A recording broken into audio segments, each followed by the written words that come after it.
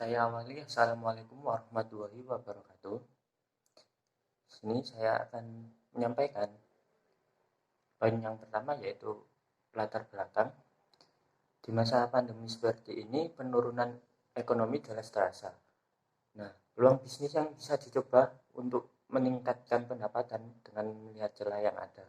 Salah satunya dari bidang kuliner, yang merupakan suatu yang berpotensi.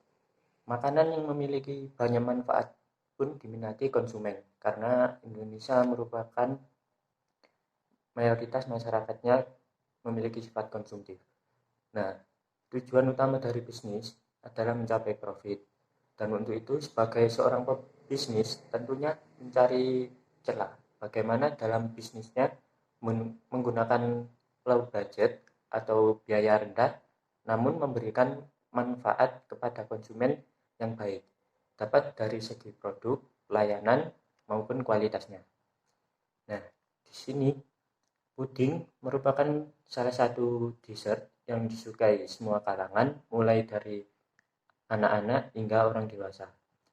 Nah, puding memiliki banyak nutrisi dan manfaat untuk kesehatan. Salah satunya yaitu membantu melancarkan proses pencernaan serta metabolisme di dalam tubuh setelah saat menerima makanan berat, serta meningkatkan nilai gizi atau nutrisi pada tubuh. Nah, khususnya anak-anak dan lansia yang membutuhkan asupan makanan tinggi dengan kinerja pencernaan yang tidak sebaik para remaja atau usia produktif. Nah, hal ini yang mendasari ide sebuah peluang bisnis memasarkan produk makanan mudah dan praktis dengan tampilan berbeda, yaitu puding sedot. Selanjutnya, apabila dianalisis menggunakan SWOT, yang pertama yaitu strength atau kekuatan. Yang pertama, kualitas produk yang terjamin. Kedua, proses pembuatan yang mudah. Ketiga, harga yang terjangkau. Keempat, praktis untuk dikonsumsi. Kemudian, dilihat dari weakness atau kelemahan. Yang pertama yaitu bahan baku yang tidak stabil. Kemudian yang kedua, pemasaran belum luas, masih dalam lingkup kecil. Yang ketiga, tidak dapat bertahan lama dari puding tersebut. Kemudian analisis selanjutnya yaitu opportunity atau peluang. Yang pertama, budaya masyarakat yang konsumtif. Yang kedua, cocok untuk semua kalangan, anak-anak sampai orang tua. Dan yang ketiga, masih minim pesaing dalam produk puding tersebut di daerah sini. Dan yang terakhir, threat atau ancaman. Yang pertama, banyak pesaing yang menjual berbagai macam minuman menarik dengan berbagai rasa. Kemudian yang kedua, perubahan selera masyarakat atau sifat manusia yang cepat bosan. Dan yang ketiga, munculnya pesaing baru. Selanjutnya yaitu poin kedua, inovasi yang ditawarkan. Jadi di sini menawarkan produk yang berbeda dari yang lain, yaitu cara mengkonsumsinya dengan disedot, dan karena sebagai pengganjal perut lapar, nantinya produk ini berukuran 250 ml dan dari segi harga pastinya terjangkau. Selain itu mudah dibawa dalam tas maupun kantong. Kemudian poin selanjutnya yaitu dampak sosial dan ekonomi. Dampak sosial dan ekonominya yaitu dalam lingkup sosial, berdasarkan opportunity atau peluang dari analisis SWOT tadi, yang masih minim pesaing pada produk ini, sehingga konsumen dapat menjadikan alternatif untuk mendapatkan produk tersebut tanpa bingung-bingung mencari. Nah, selain itu cocok untuk segala usia. Dampak ekonominya dapat menjadi pemasukan sampingan dari keberhasilan bisnis tersebut dan bisa menjadi lapangan pekerjaan bagi yang ingin bergabung dalam bisnis, dalam produksi maupun reseller. Kemudian poin yang keempat, perencanaan bisnis. Di sini strategi produksinya berlokasikan di Jalan Ayam Malas Manduk, Desa Manduk, Kecamatan Manduk, Kabupaten Lamongan.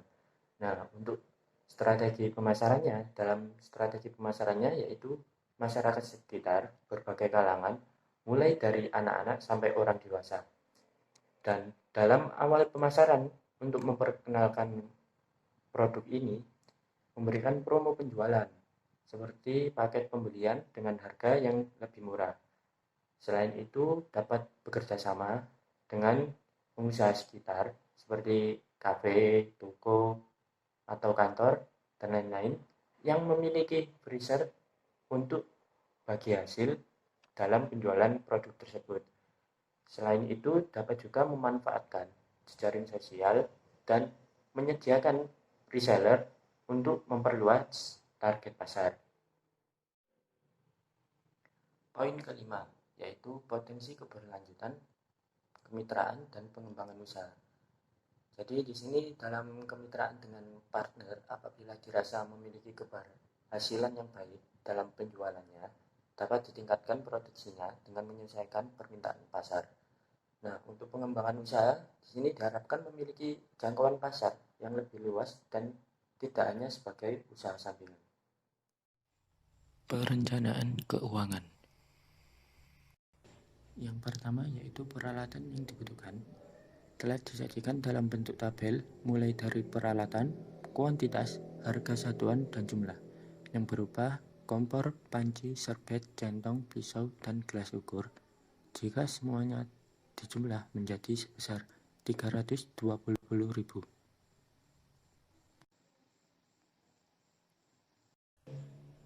Yang kedua merupakan biaya bahan baku, disajikan dalam bentuk tabel seperti peralatan yang dibutuhkan.